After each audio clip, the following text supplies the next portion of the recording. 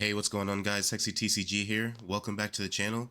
I want to go ahead and start out by saying I'm so sorry about that long break of videos. It's been about a month, I would say, from what I remember. The reason I was on a break was because I was in the middle of just looking for another job. I was switching over from a different location because the place I worked at previously was a bit too far and was making it a bit hard to travel back and forth from home to work every day. But now that we got a new job and we're a lot closer to home, we are planning to have a lot more time for Union Arena again. And also, with that being said, I'm sorry I skipped out on the SAO decks too. I will get those videos out because I did make those decks as well. Don't want you guys to think that I just skipped out on SAO since I'm making this Black Clover video. But since Black Clover came out by the time I was ready to start making videos again, I just wanted to go ahead and pop one of those out real quick. And so one of those decks that I was looking forward to a lot, just because it is one of my favorite characters, it is the deck that uses Mimosa and Noelle. Noelle being my favorite character in the show.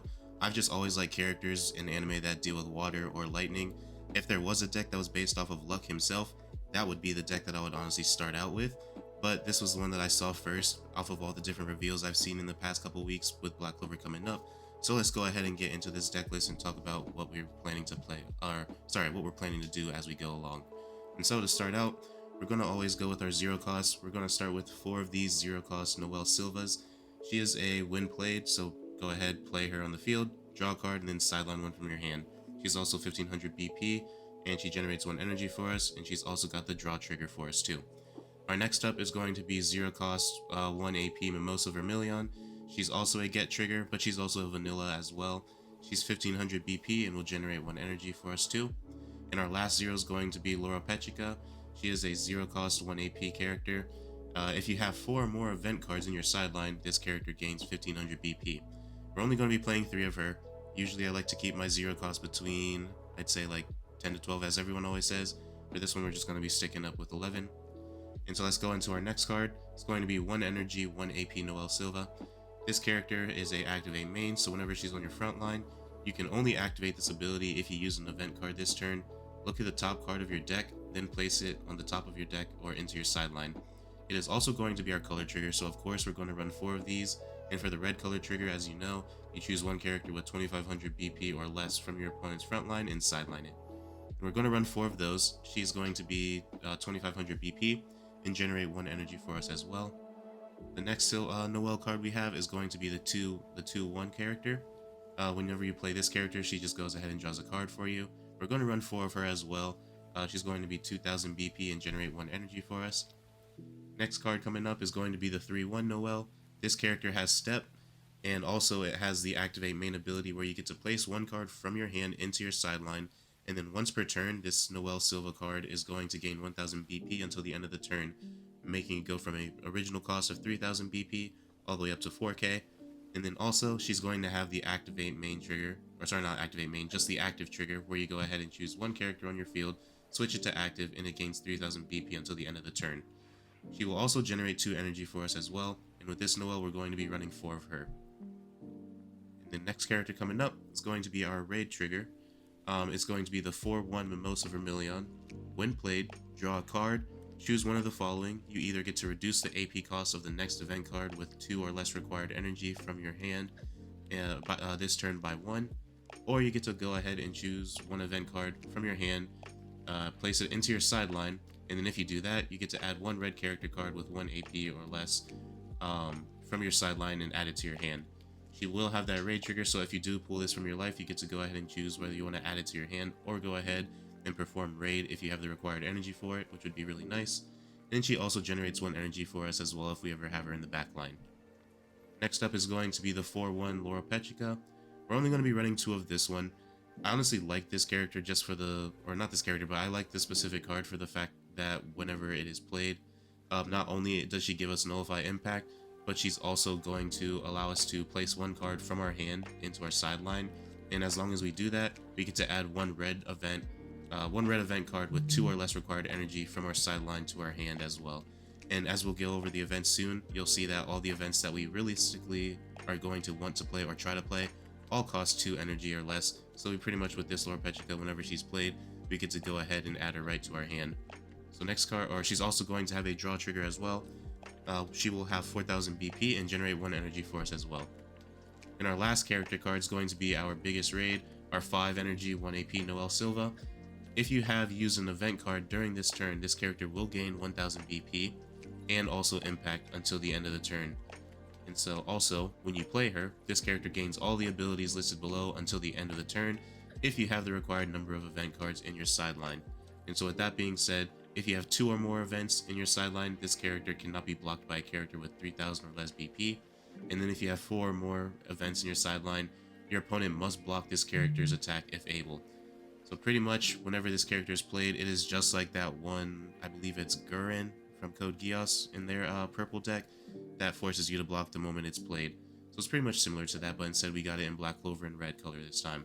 She also will have a raid trigger, so that way if you pull her out of life as well like Mimosa, you get to go ahead and either add her to your hand or just go ahead and perform raid with it. And yeah, that's going to be it for the characters. So let's go ahead and jump right over to the events. We've got 13 events currently. You might switch it up, we're just seeing how it is so far. But yeah, first event we have is going to be our special. As we all know, special triggers, if it's pulled out of your life, you go ahead and choose a character on their front line and sideline it. But also this is a 2-1 event called Valkyrie Armor. Choose one character on your field, it will gain 2500 BP, and this character cannot be blocked by a character with 2500 or less BP until the end of the turn. If the chosen character is Noelle, it also gains your opponent must block this character's attack if able until the end of the turn. So pretty much this event will also do the same exact thing that Noelle's raid trigger does if you were to go ahead and have 4 more events as well. So pretty much you just go ahead, add 2500 BP to your Noelle, any of the Noelle cards that we have in our character list, and then as long as they're up there on that front line, it'll force your opponent to have to block as long as you have used that event. And so we're going to run 4 of those, of course. The next card that we're going to have is a 2-1 Sea Dragon's Lair. Choose one character on your front line. It gains your opponent cannot choose this character with abilities on characters, abilities on events, or trigger abilities until the start of your next turn. If Noelle Silva is on your field, choose one of your AP cards and switch it to active. With this event, realistically, you should have a Noelle on your board at all times, I would say, with the amount of Noelles we have on board compared to the other characters. So you realistically should be able to play this card for free, since you're going to be able to restand as long as Noelle is on your field. We're only going to run 2 of her, only because with one of those characters that we went over, you are able to go ahead and pull an event from your sideline and add it to your hand. I believe it is Mimosa. Yeah, so right here, one of the second ability, if you were to go ahead and play her as your raid, you can go ahead and choose an event card from your hand, place it into your sideline. Sorry, actually no, not this character. My bad, I'm reading that backwards. It was actually Laura Petrica that was like that. So if we were to go ahead and play her, we could go ahead, place one card from our hand into our sideline, and it can be any card, not any specific attribute card. And as long as we place the card from our sideline, or from our hand into the sideline, we can then grab one of those events and bring it back. And one of those events that we could bring back if we really wanted to is either Valkyrie's Armor, the Sea Dragon's Lair, or even this next card that we're coming up on next, which is the 2 energy, 1 AP all-knowing priestess, basically Laura Petrica if you're not sure, if you haven't watched the show. But with this event, look at the top 2 cards of your deck, reveal one among them and add it to your hand. Place the remaining cards on the top of your deck. If the card you revealed was Noelle, Mimosa, or Laura Petrica, or an event card with 2 or less required energy, choose up to one of your AP cards and switch it to active. And with this event, it's pretty much a freebie as well, because as long as we revealed one of the 3 females that we have in the deck, we pretty much get to go ahead and stand it. And there's only one card, or sorry, not even just the females, but also the events. And realistically, there's only 2 cards in our whole entire deck that would not allow us to go ahead and reveal them, to be able to, to be able to restand our AP. And that's realistically just our event down here, the basic AP restand card, and then also our side card that we'll go over in a second. But yeah, pretty much with this all-knowing priestess, it's another freebie just like the Sea Dragon's Lair. So with these 2 events alone, it's best to have them. I might honestly push this up to 3 and take away something else in the future. I'm not sure yet. I would like to get to playtest that first before I figure that out. But just the way that this is set up so far, I really like the way that these are able to pretty much play for free, and then you're also able to bring the events back with Laura Petrica, and then also if she's ever sidelined, we can always make sure we have her ready to come back with the Mimosa raid right here alone, because we'll be able to add any character from our sideline as long as they cost 1 AP from our sideline and add it to our hand. And luckily for us with this deck that we built, not a single card in our deck costs more than 1 AP, so we pretty much can add any character back as long as we want. So I think that's honestly going to be very nice.